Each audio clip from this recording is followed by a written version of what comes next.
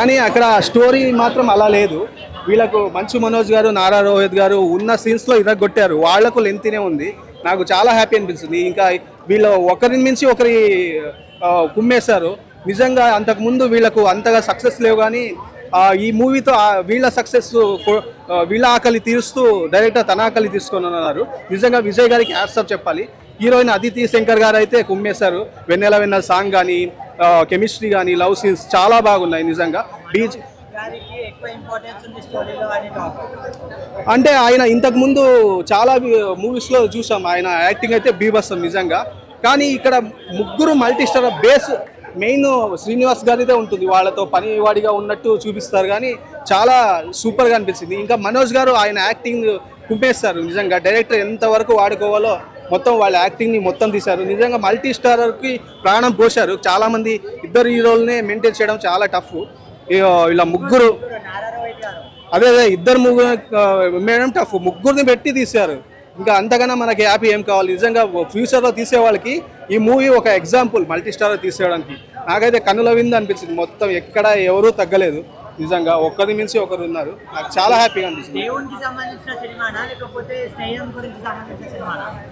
దేవునిది కొంచెం దేవుని స్టోరీ కూడా ఉంది, కానీ మొత్తం బంధాలు వాళ్ళు ఎలా మేనేజ్ చేస్తారు, కొన్ని కట్టుబాట్లు ఉంటాయి, ఎంతవరకు ఒక లిమిట్ వరకు ఉన్నాయి. ఆ లిమిట్ను ఎవరైనా ఆపోజిట్ పర్సన్స్ మిస్యూజ్ చేసినప్పుడు ఎలా ఉంటుంది అన్నట్టు ముగ్గురు ఎలా హ్యాండిల్ చేస్తారు, వాళ్ళ బాండింగ్ కడదాకా నిలబెట్టుకున్నారా అనేది బాగా స్టోరీ ప్రజెంట్ చేస్తారు. పార్ట్ 2 అయితే ముగ్గురులో ఎవరు పర్ఫార్మెన్స్? బెల్లంకొండ శ్రీనివాస్ బాగా చేశారు.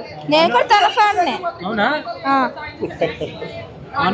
మనోజ్ అండ్ నారా రోహిత్ పర్ఫార్మెన్స్ బాగుంది. ముగ్గురు కూడా చాలా బాగా యాక్టింగ్ చేశారు. బాగుంది. మొత్తం ముగ్గురు కూడా హిట్ వచ్చినట్టు చాలా బాగుంది. సినిమా చాలా బాగుంది, చాలా బాగుంది. ఎమోషనల్గా వర్కౌట్ అవ్వలేదు సినిమా అనిపించింది.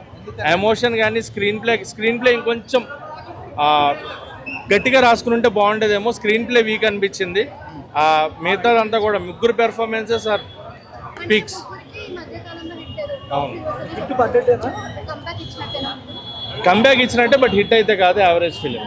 వాళ్ళ ముగ్గురికి అయితే గట్టి క్యారెక్టర్లు ఇంక నుంచి పడే అవకాశాలు ఉంటాయి.